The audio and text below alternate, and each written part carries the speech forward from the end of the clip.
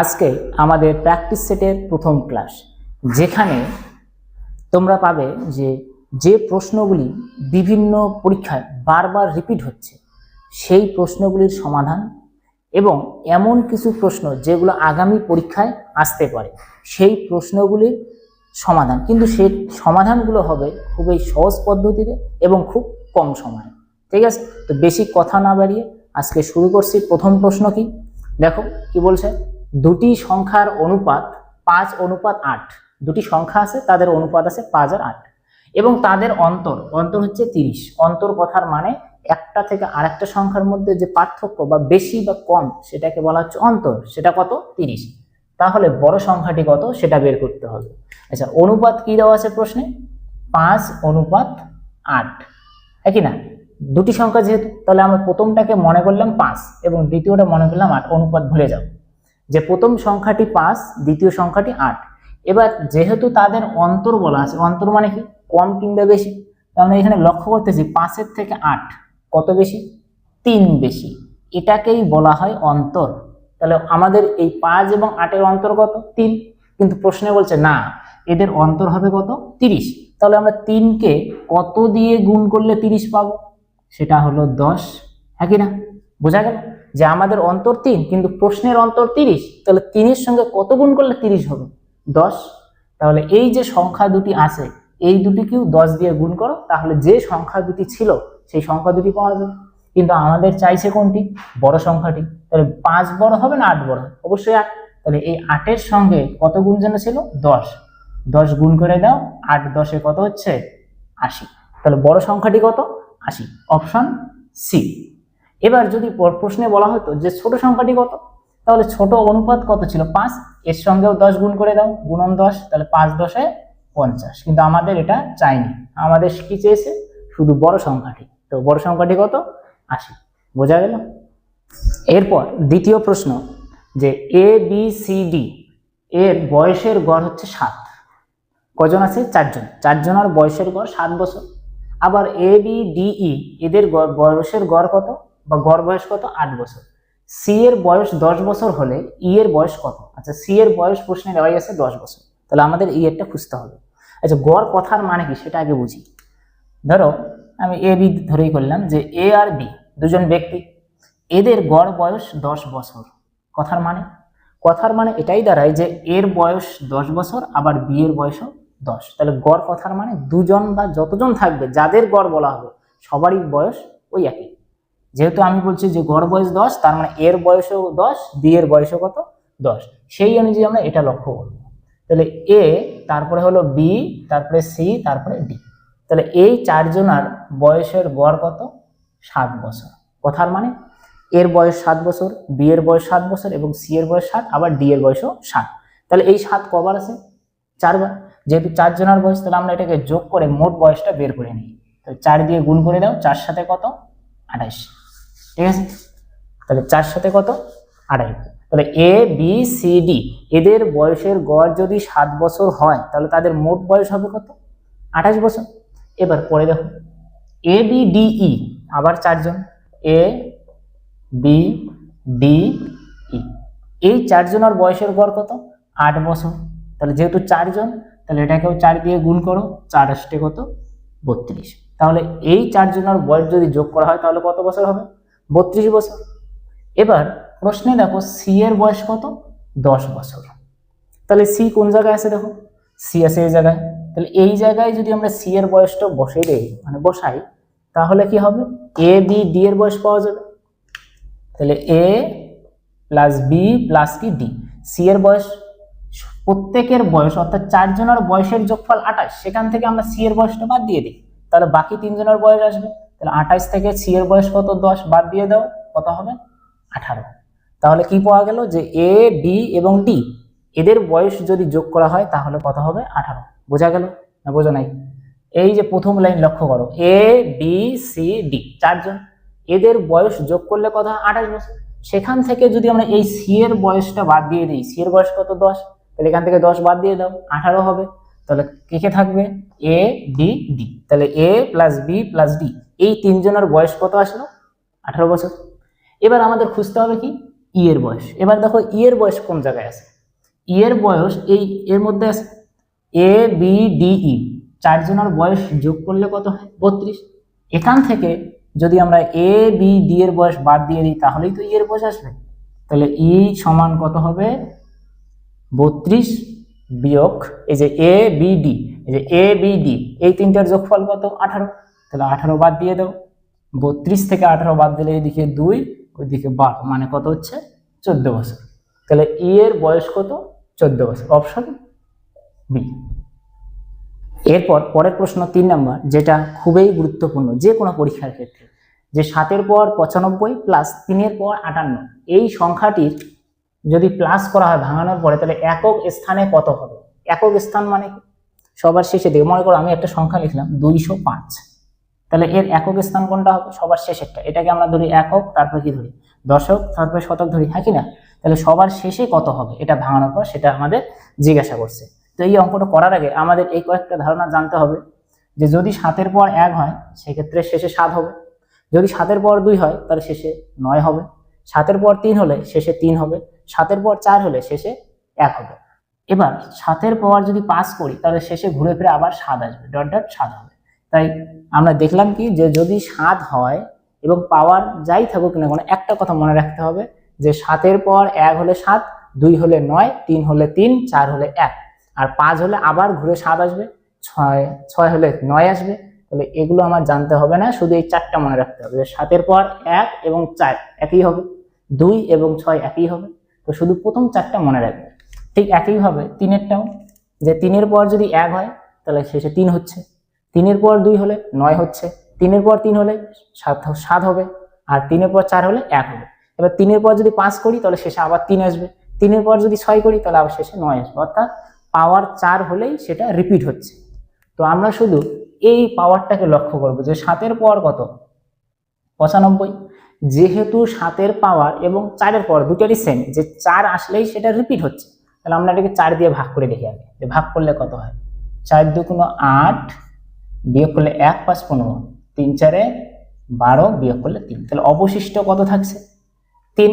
তাহলে এই যে অবশিষ্ট 3 এটা ধরেই কাজ করতে হবে, অর্থাৎ আমরা ডাইরেক্ট ধরবো কি 7 এর পাওয়ার কি 3, ওটা ধরার দরকার নেই। কেন ধরলাম না, কারণ 4 দিয়ে ভাগ করলে সেটা বারবার রিপিট হচ্ছে, তার মানে শেষে এই যে 7 আসবে, এটাকে আবার 3 মানে এই 3 নম্বরটা আসবে, শেষে 3 আসবে।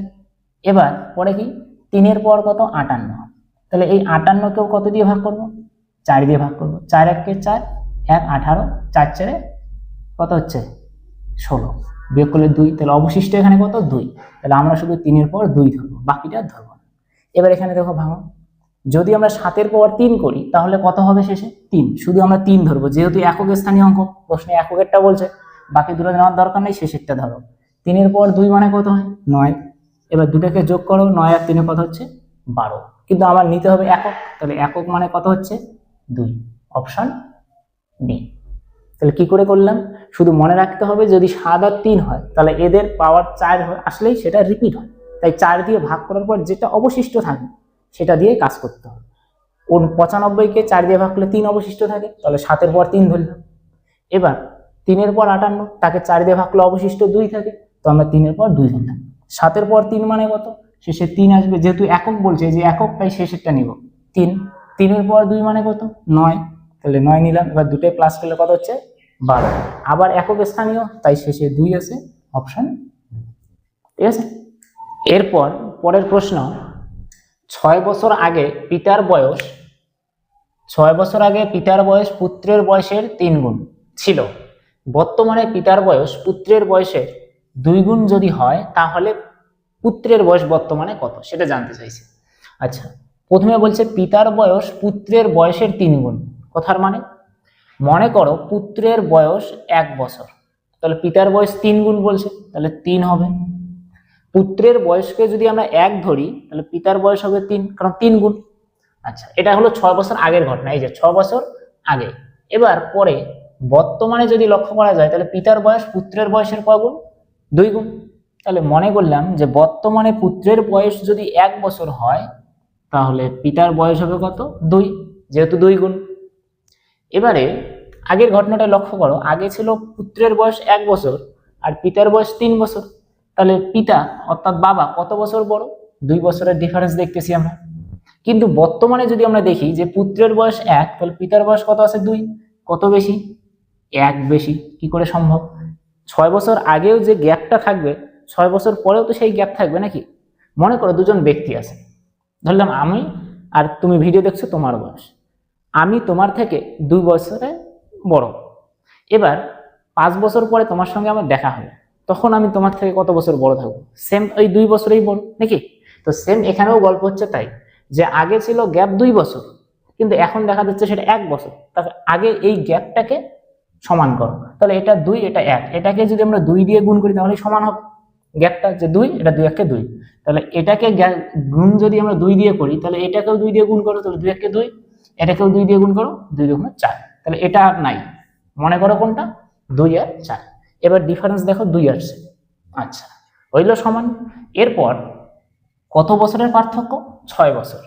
এটা হলো বর্তমানে আর এটা হলো 6 বছর আগে। তাহলে এখানে লক্ষ্য করো তো ডিফারেন্সটা কত ছিল? 1 হইলো কত? 2। কত বাড়লো? বাড়লো হলো 1। কিন্তু প্রশ্নে বলছে 1 বছর না, সেটা কত বছর? 6 বছর। তাহলে 1 মানেই সেটা কত? 6। তাহলে আমার প্রশ্নে কার বয়স জিজ্ঞাসা করছে? বর্তমানে পুত্রের বয়স। পুত্রের বর্তমান কোনটা? 2 নাকি? তাহলে 1 মানে 6 বছর, তাহলে 2 মানে কত? 6 গুণ করে দেওয়ার সঙ্গে, তাহলে 6 দুগুণে কত হচ্ছে? 12 বছর। একই না?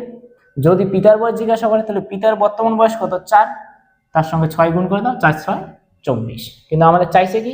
পুত্রের। তাহলে পুত্রের বয়স কত ছিল? 12, অপশন বি। ঠিক আছে।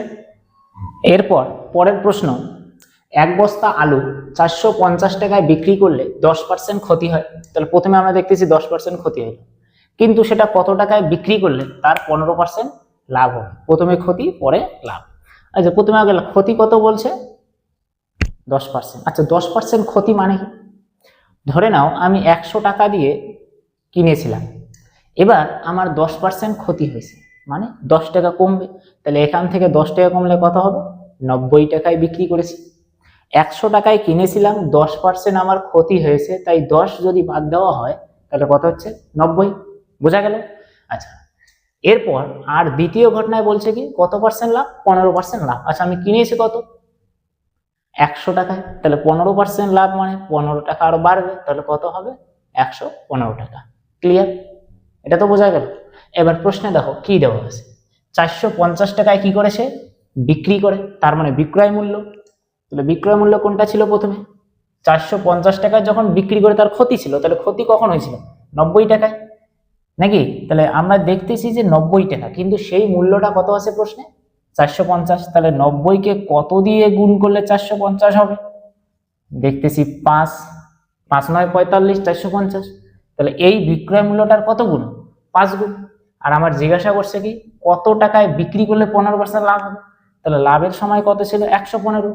তাহলে এটাকেও 5 দিয়ে গুণ করো, যেহেতু এখানে 5 গুণ, তাই এটাকেও 5 দিয়ে গুণ করো। কত হচ্ছে? 5 5 25 5, হাতে হলো 2, 5 11 55 57, কত? 575 টাকা। বোঝা গেল? তাহলে অপশন কত ঠিক হবে? সি। এরপর পরের প্রশ্ন, 4a সমান 5b এবং 8b সমান 9c হলে a:b:c এর মান কত? আচ্ছা, প্রথমে কি আছে? 4a সমান 5b। আচ্ছা, এরকম থাকলে সেটাকে আমরা এরকম লিখতে পারি, a, bটাকে এইদিকে নিচে নিয়ে নাও, সমানের পরে কি আছে? 5, এই 4টাকে ওইদিকে পাঠাও, তাহলে নিচে হচ্ছে কি? 4। তাহলে a/b সমান কত হয়েছিল? 5/4। আচ্ছা, আর একটা কি আছে? দ্বিতীয়টা আছে হচ্ছে 8b সমান কত? 9c। এটাকে ওইভাবে লিখতে পারি, b, cটাকে এইদিকে নিয়ে আসো, সমানের দিকে ওইদিকে হচ্ছে কি 8/, কত? সরি 9/8, 9/8। তাহলে দেখো এখানে ছিল a/b 5/4 আর b/c 9/8। লক্ষ্য করো, b এই জায়গায় 4, b এই জায়গায় কত? 9। তাহলে b এই জায়গায় একবার 4, আবার পরবর্তীতে 9। b তো দুটো একই, কিন্তু মান দুইটা কি? আলাদা। তাহলে এই দুটাকে একে করতে হবে। একে করার জন্য আমরা এই যে 4, এই যে কি 9, এইটাকে 9 দ্বারা গুণ করে দাও, আর এখানে কি 4 আছে, এটাকে 4 দিয়ে গুণ করো। এখানে 9 আছে, তাহলে দুটাকে 9 দিয়ে গুণ করে দাও, সমান হয়ে যাবে। আর এখানে 4 ছিল b এর মান, এটাকে 4 দিয়ে গুণ, বদল বদল গুণ করা হলো। যে এই জায়গায় বি এর মান 4 ছিল তাই এই দুটোকে 4 দিয়ে গুণ করা হলো, আর এই জায়গায় বি এর মান 9 ছিল তাই এটাকে কি 9 দিয়ে গুণ। এবার যদি আমরা গুণটা করি দেখো কি আসবে, 5 9 45, 4 9 36, এখানে 4 9 36, 4 এস্টে 32। এবার দেখো এ কত আসলো 45, বি কত আসলো 36, আবার বি কত আসলো 36, সি কত 32। এখন বি সমান হয়েছে। এবার এই তিনটার কি চাইছে, অনুপাত চাইছে, যেহেতু প্রশ্নে A:B:C এই তিনটা চাইছে। লক্ষ্য করো এ কত 45, তাহলে এ হবে কত 45, বি বি কত 36, তারপরে সি, এই যে সি কত 32, তাহলে এ 45, বি 36, সি হলো কত 32। অপশন হচ্ছে ডি, এই হলো এটার উত্তর। এরপর পরের প্রশ্ন, একটি থলিতে 1 টাকা 50 পয়সা এবং 25 পয়সার মুদ্রা আছে, কিন্তু তাদের অনুপাত কত? 1 2 4, মানে 1 টাকার মুদ্রা আছে ধরো একটি, 50 পয়সার মুদ্রা আছে দুটি এবং 25 পয়সার মুদ্রা আছে 4টি। এবার যদি দেখা যায় যে টাকা তাহলে কত টাকা, মোট সেখানে আছে টাকা 330 টাকা। এবার তোমার জিজ্ঞাসা করা হলো কি মোট কতগুলি 50 পয়সার মুদ্রা আছে। এখানে 1 টাকার মুদ্রাও জিজ্ঞাসা করতে পারে, 25 পয়সার মুদ্রাও জিজ্ঞাসা করতে পারে, এবং যেটা জিজ্ঞাসা করছে সেটা তো আছেই। আচ্ছা, তাহলে প্রথমে আমরা এই অনুপাতটাকে আগে লক্ষ্য করি, 1 অনুপাত 2 অনুপাত কত 4। মনে করো এটা প্রথমে আছে মানে 1 টাকা, তাহলে একটা 1 টাকা যদি হয় তাহলে টাকা কত হবে, ওই 1 টাকাই হবে নাকি। আচ্ছা, এবার দ্বিতীয়ত কি আছে 50 পয়সা, দুটি যদি 50 পয়সা হয় তাহলে টাকা 1 টাকাই তো নাকি, তাহলে এটাও কত 1 টাকা।